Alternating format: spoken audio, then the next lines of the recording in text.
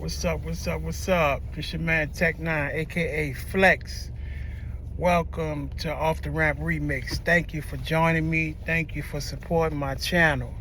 Please don't forget to like this video, subscribe to the channel, and press the notification so you can be notified each and every time I drop some content. Man, this morning I want to speak directly on the subject of the importance of forgiveness. So my mom had 5 kids, right? 3 girls, 2 boys. I'm the youngest. And basically, you know how it is in the family with of mixed children. You know, the girls gonna ride with the girls, the boys gonna ride with the boys, you know, pretty much. We all had, my mom had children by like 3 different guys, and wound up marrying my dad.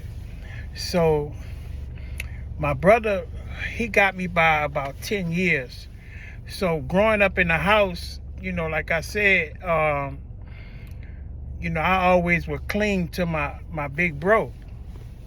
And, you know, from as far back as I can remember, he was very, very rebellious. And my mom wound up putting him out when he was like 14, 15 years old and sent him to go live with his pops. But he always had this major influence over me because a little side note, my brother was born handicapped, but he always fought hard to overpower and overcome whatever obstacle that was in front of him. You know, he was born with weak bones, so you would see him rolling in a wheelchair, and if you look at him, you wouldn't think he could walk.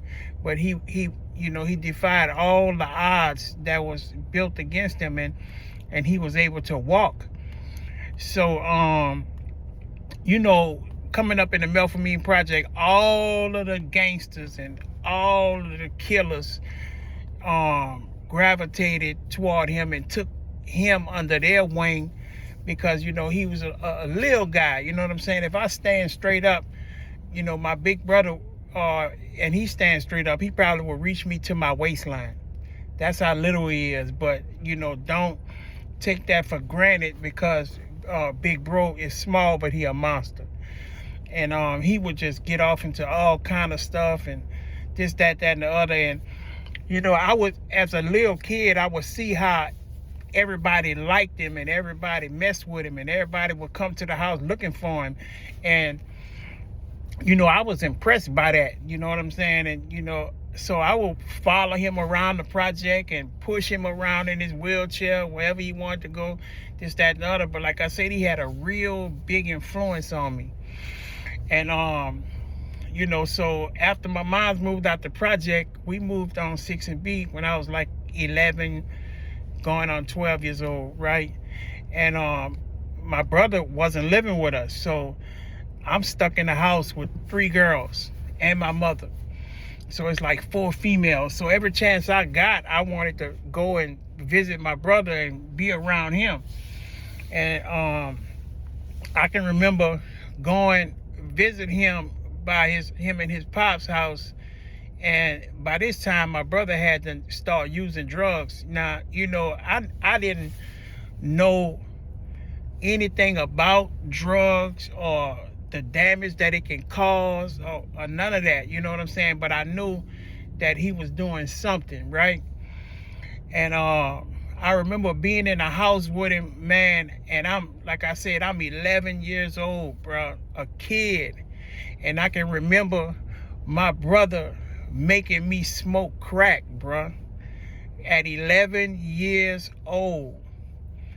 And you know, I remember it like yesterday. He just made me hit it and made me hold it in. I can just remember, I can hear him right now, like, bitch, hold it in. And you know, that messed me up, man. And that was the start of my drug using journey right there. And I realized that when I when I went to prison and sat down for a long time and started working on myself, I took a cognitive intervention class, and I was able to reflect on where my problem started at. And once I was able to dig back into my past and my childhood, that was the first time that I ever used drugs. And that spiraled into a lifelong journey of drug abuse. You feel what I'm saying? And I eventually wind up being a heroin addict. So as a result of that, man, I hated my brother.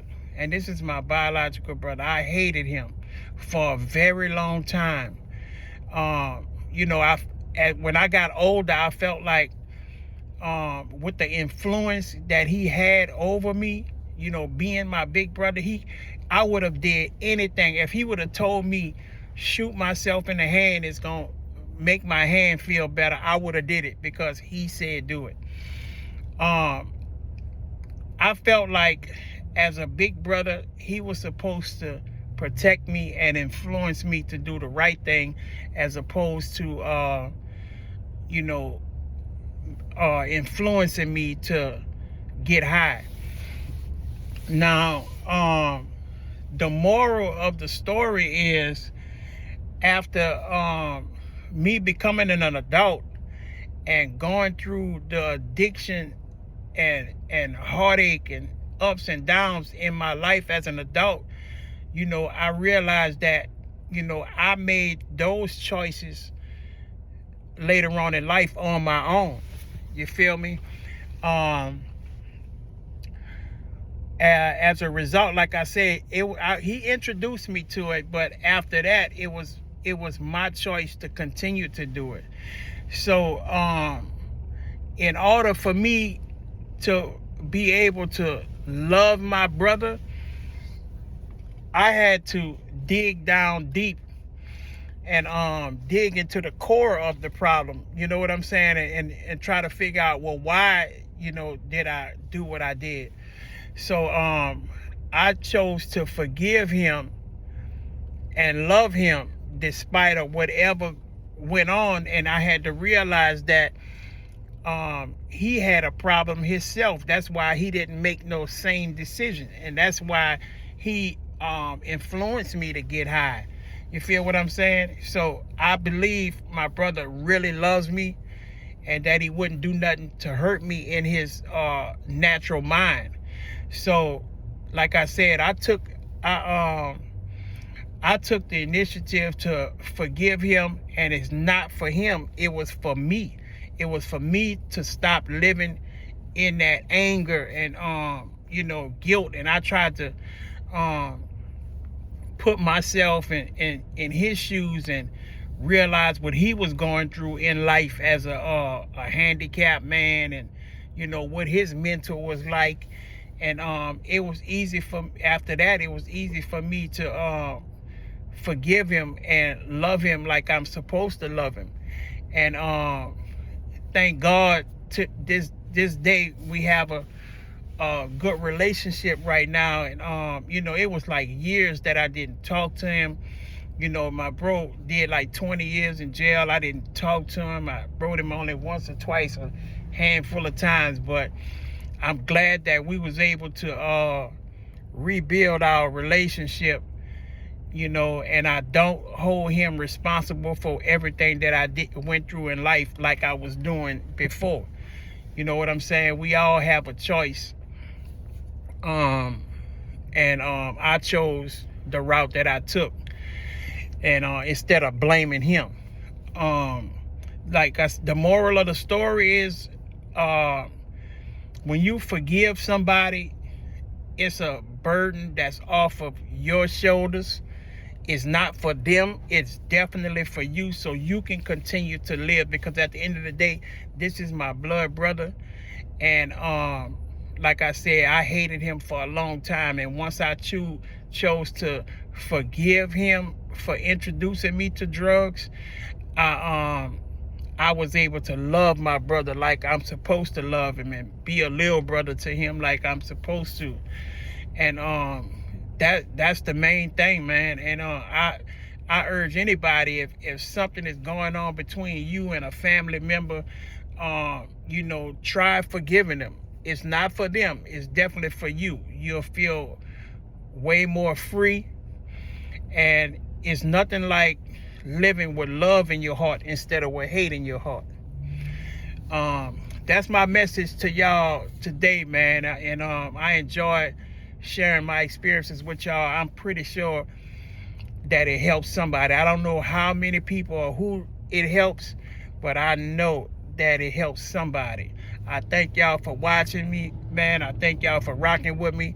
Don't forget to subscribe to the channel, Off the Ramp Remix, and I will be back. One.